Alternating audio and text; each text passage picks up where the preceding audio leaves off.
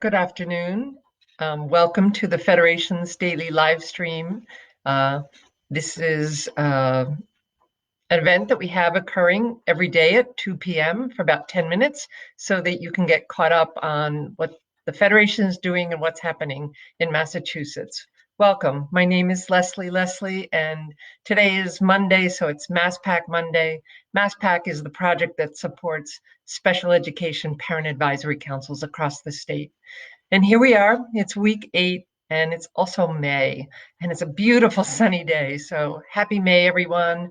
And I hope May is a better month for all of us. As we try to navigate what's happening, I tend to reflect on what's happened last week because it's Monday and we look back and see where we're at. And it seems to change every week. There's new guidance coming out and new ways of doing things. And what we learned last week is that the Federal Department of Education is not going to waive any of the timelines, the important IEP related timelines around IDEA. So there was guidance or a letter that came out from a report, I believe, from the U.S. Department of Education that was telling school districts, no, they need to abide by all IEP timelines. So here we are moving forward, and there was a meeting with special ed administrators in the Department of Elementary and Secondary Education here in Massachusetts, I believe on Friday. And the advisory was moving forward that we need to set up virtual IEP meetings. And this will be something new for a lot of families. So CPAC should be talking to their school district as to what is the procedure that's going to happen, how are they going to inform families, and what the process is. And we're also working on maybe a tip sheet that would be helpful to you. There are some tip sheets that are starting to come out around virtual IEP meetings. And although it'll cover the same material in terms of you preparing for an IEP meeting, attending an IEP meeting, and what you should do as a follow-up to an IEP meeting, that the Federation has always advised parents, we know in this day and time, things are going to look differently. And virtual IEP meetings are different. There is a provision in the law that allows for school districts to use alternative means of participation, which could mean an online meeting or a phone meeting. And I'm sure many families have attended a IEP meeting through their phone, through a phone contact, in case they were at work and didn't have access to a computer, or for some reason they were unable to attend in person. So there is a precedent and there is it in the law. So we're just now moving into all virtual. And when you get your notice around your IEP, first thing I think a family should do is find out, is there an IEP meeting scheduled, and how they can work with the school, collaborate around having that meeting. It might be that this meeting is not an important time IEP meeting for your child, that you want to extend the timeline or postpone this meeting until summer, late summer, early fall. That'll work better for your family because you just want to have a different format, or you want to have this meeting in person, so that you can always agree with your school district to extend those timelines. Now is the time to collaborate with the school district. And if it's not that important, or this is not a key IEP team meeting for you, or you can revise one of the goals or a section of it with a short meeting with your special ed administrator, then maybe an amendment to a current time an IEP might, or some agreement that you're going to not meet this spring would happen. But if you'd like to have an IEP meeting and it's scheduled in your IEP, then you're allowed to ask the school to go forward with a virtual IEP meeting. You need to find out what your options are. And if they are using a software that you don't have, you have to find out if you can download that software and use that software. We always suggest that you practice a little bit with whatever new form of communication or meeting structure or software that you're using, so that you are confident that when this meeting happens, you will be there, you will be ready, and you can participate.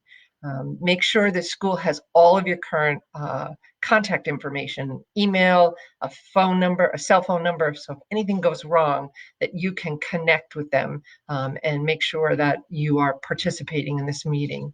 If you need an interpreter, ask for that in advance and find out how that's going to work on this platform, whether it's a Zoom platform or Skyping or GoToMeeting, whatever the school's using. And also ask about the privacy and confidentiality of this platform so that you can be assured that this is a trusted place for you to share information about your student. We always suggest at the Federation that you don't attend an IEP meeting alone, and that you maybe ask a friend to be a note taker. And if so, you really should let the school district know that this friend is going to be attending, because they might need to get a formal invite to be part of any kind of a virtual meeting. You need to ask for all the documents in advance. They can send them to you by email, and if they're going to send them to you by mail, you need to assure that you get those documents in advance of the meeting. And those are some of the documents that you normally would see. Always a meeting invite, so you know who is on that list to be attending that meeting. I would ask for a meeting agenda. This is a new platform, and you want to see, how's it going to go in a virtual world? How are you going to divide the time so you can make this a very efficient meeting for you and your family? Are there any educator reports that they might be submitting? Can you read those in advance? And some districts are preparing a draft IEP, and you would have been handed that at the meeting to use as a document. Can you get that in advance?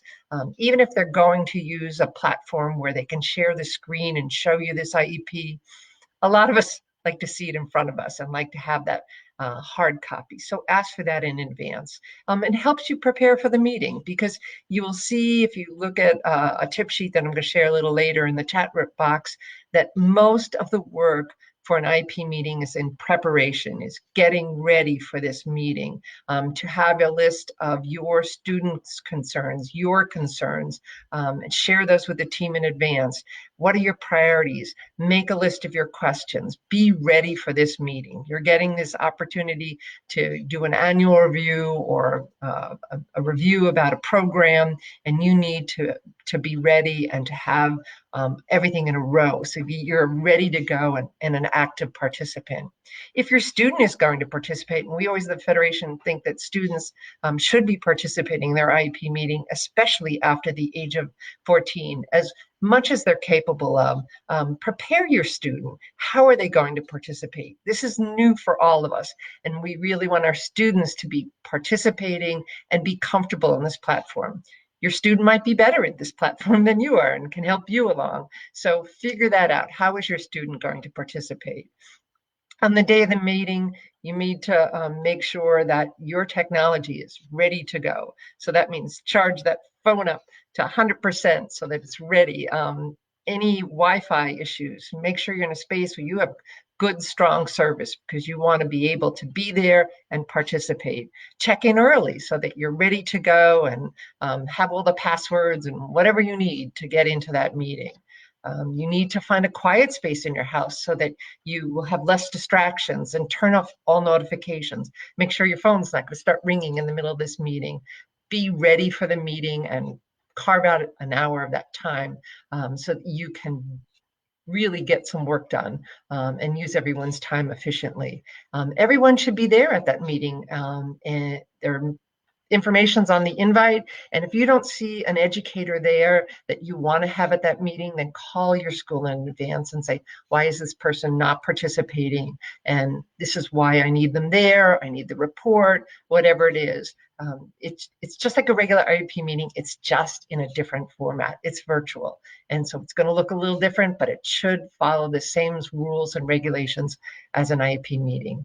And then afterwards, we always suggest that you send a thank you, and write down some of those key agreements that the team came up with. These are your notes, and make sure that they also are communicated back to the school so you're on the same place. So when they go to draft that IEP, you're in the same agreed areas around goals and services and options.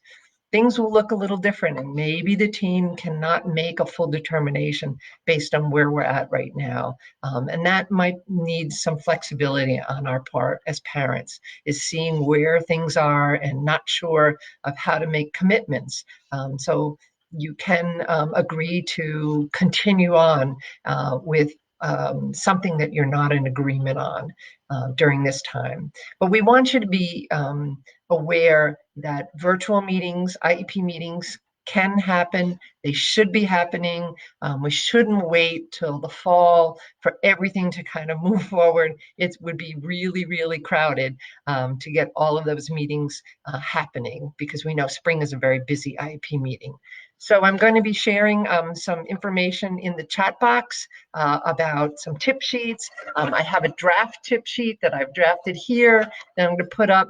But I really think that it would be very helpful if those of you who have attended an IEP meeting virtually this spring, if you would share some of your tips with us at the Federation. We can incorporate that into some of our documents.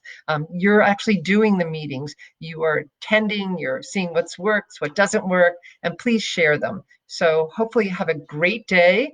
And there are a couple things I want to remind you about this week: that you tune in daily for our 2 p.m. live stream each day this week. Tomorrow's Transition Tuesday. There is a survey that we're circulating out on Facebook that you can complete. It's a follow-up to the first survey that we did. We want to see how things have changed in the last couple of weeks so that we can advise the Department of Elementary and Secondary Education as what's happening in terms of the remote learning plans for families. So those are two things I want to keep on your plate. The last thing is that we're hoping to celebrate all of the 2020 high school graduates in a virtual kind of platform. And there's an opportunity for you to share information about your graduate and have that included in the celebration. There's more information on our website and also on Facebook. Any questions?